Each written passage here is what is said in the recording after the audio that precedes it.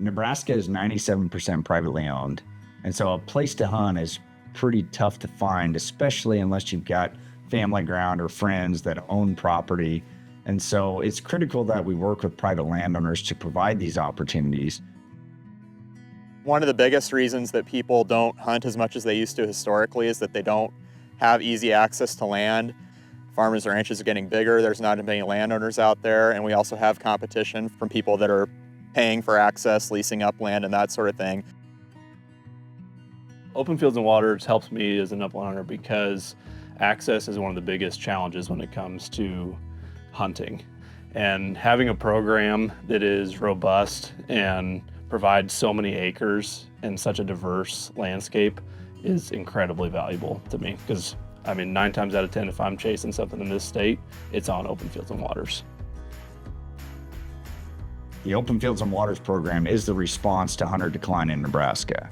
We're looking to create the opportunity for any and all hunters that are legal to do so.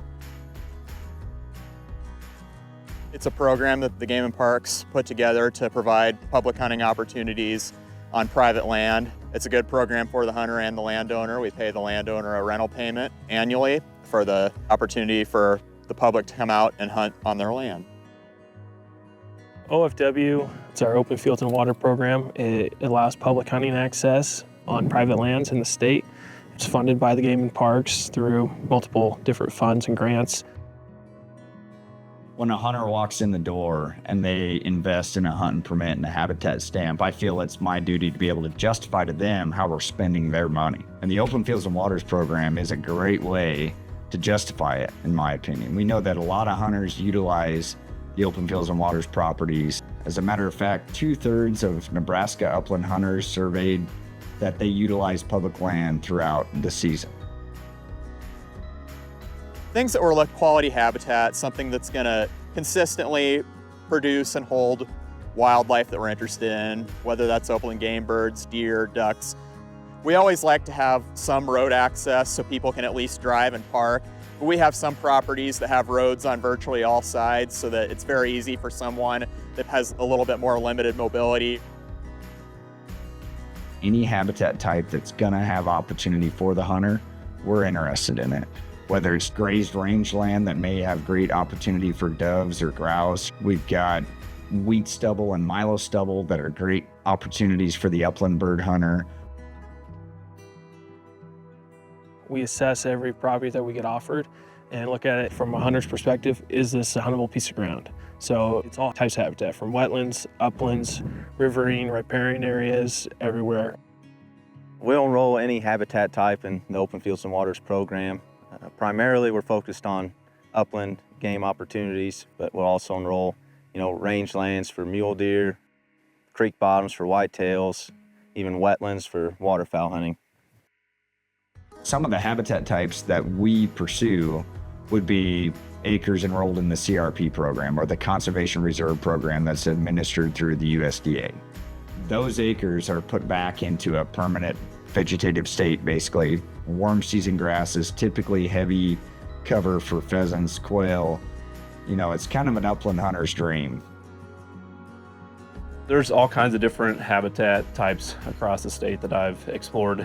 Anything from rangeland whenever I'm chasing prairie grouse to high quality CRP whenever I'm looking for pheasants and quail. If you want to chase something in the state of Nebraska, there's an Open Fields and Waters property that has it. We have many avenues to try to get interest in the Open Fields and Waters program. The Nebraska Game and Parks Commission has biologists spread across the state looking for ways to improve hunter opportunity on private land. There's a handful of ways that we get around to enrolling new properties in Open Fields and Waters. Sometimes landowners give us a call. We have a pretty good presence on the landscape, so they know what the program's about. Other times we'll just see a property that looks really well and just reach out with a cold call. People sign up for a lot of different reasons, actually. The rental payment is an incentive. It helps pay for land payment costs and property taxes and maintenance, all those things. There's multiple benefits to the Open Fields and Waters program for landowners. They all get an annual payment for allowing the public access. Some landowners just want to let people hunt, but they want to deal with the phone calls. This is a way that they can still allow that access. There's a lot of absentee landowners that worry about trespassers, and this is a way they can get around that and have a lot of eyes on their property while they're gone. Essentially, the only way a Nebraska landowner can be covered through the Nebraska Recreation Liability Act is either not charging hunters or being enrolled into the Open Fields and Waters program. Rarely do we have issues on these properties. I mean, typically hunters keep other hunters accountable, for one. Our conservation officers go to where the hunters are. We make the Open Fields and Waters program as simple as possible for landowners. Our contracts are just a couple pages long. They're not binding, so we're able to adjust as a landowner needs throughout the year and prorate payments if needed. It's just one line that they have to sign, and it gets put in the public atlas. They get paid the following spring, and then we go from there to continue the next year. Once our staff have finalized those agreements, then they're tasked with going out and posting the boundary signs. They're a yellow sign that we put on the property boundaries to make it really obvious. The neighbors appreciate it. You know, hunters obviously appreciate it. I would just like to say to landowners that might be on the edge about getting into this program to just maybe give it a try. There's no long-term obligation. We can do contracts anywhere from 1 to 5 years. But if you sign up and you decide that it's just not for you, you can withdraw at any time with no penalty. At any point, a landowner can get out of the program. But what we found is that 93% of landowners re-enroll after they've tried it for a year.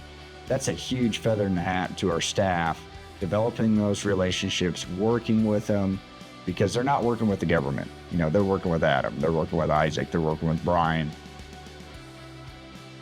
OFW helps us with the habitat improvements. It's a way in the door for us to meet more landowners. We've been able to expand not only what we have enrolled in habitat and create more habitat, but also improve the habitat we have across the state. The hunter investment goes into programs like the Open Fields and Waters program, which we match with other funds, so we can stretch that dollar 2, 3, 4 times what the original investment was and invest it in the Open Fields and Waters program or other habitat programs. Without our landowner support and participation in this program, we wouldn't have anything. We owe a huge thanks to the Nebraska landowners that have participated in the program, and we're excited to find the next one. There's one guy that every year when it's time to renew his contract, we always end up having a nice long conversation, and he tells us every year that he's proud to provide an area that people can come and don't have to have deep pockets to do it. Some of the biggest smiles I see from landowners is when they're hearing about how people are using their land and how happy it's making them. Yeah, especially when there's youth involved. Landowners love hearing about that and seeing it too. Our hunters and users can always contribute to improving the program itself by helping taking care of the ground that we do have enrolled, being respectful. Also, whenever you run into a landowner, sharing the stories you have, let them know how much you appreciate it.